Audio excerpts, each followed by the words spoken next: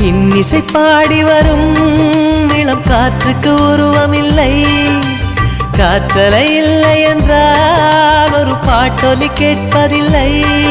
ஒரு கானம் வருகையில் உள்ளம் கொள்ளை போகுதே, ஆனால் காற்றின் முகவரி கண்கள் அறிவதில்லையே.